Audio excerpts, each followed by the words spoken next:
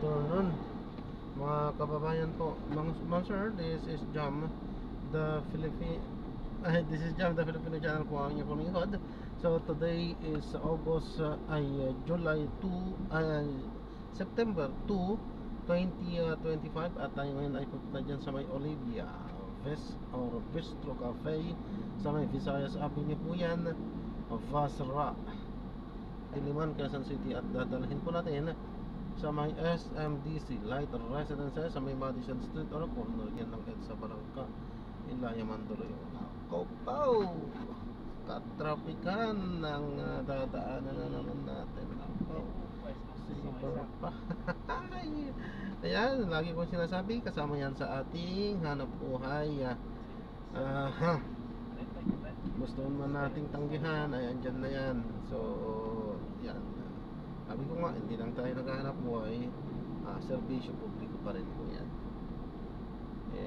May tuturing na talagang nakakatulong din naman tayo.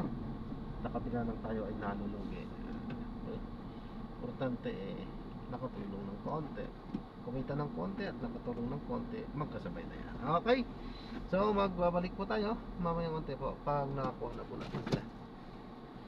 Okay, disclaimer naman ko, ang content po natin ay kalsada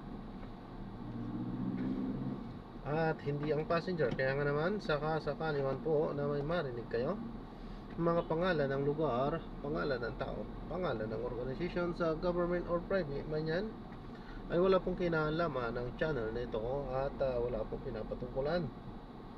Lahat po ng pinag-uusapan dito ay pawang dito lamang yan sa loob at wala pong pinapatungkulan sa labas. So magbabalik po tayo mamaya konti pag nakakuha na po natin sila.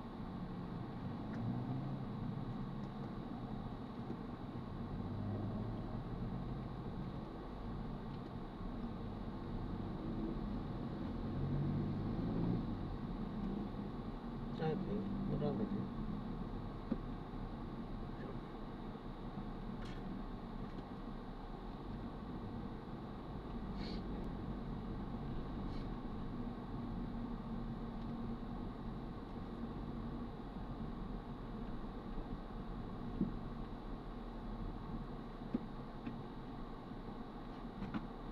Ay, hindi po. Ito para kayo magkandito dito.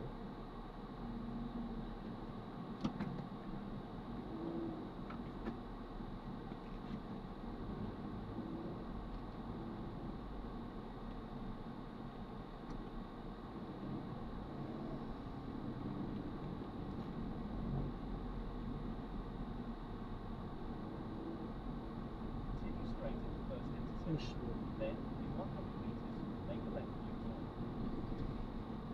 Ay, Diyos ko. In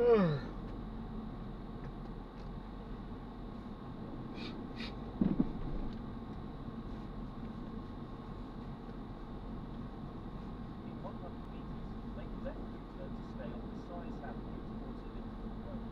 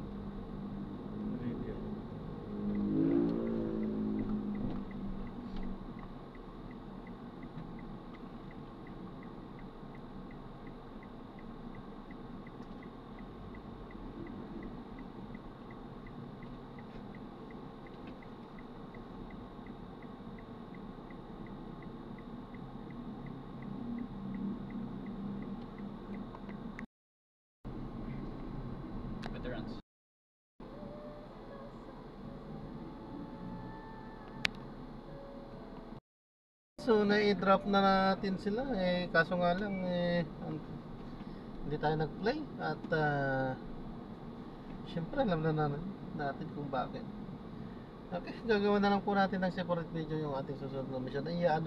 I-upload pa rin po natin yan sapagkat nakapag-play pa rin naman tayo kanina hanggang sa tayo ay makarating doon sa pick up area. So, yan. At naihatid na nga natin dito. Dito lang drop lang natin dito yan sa may SMDC Residences. Dito yan sa may Mandaluyong. Along EDSA, kaya napaka-traffic niya to. Natagalan tayo. Kaya talaga ang buhay.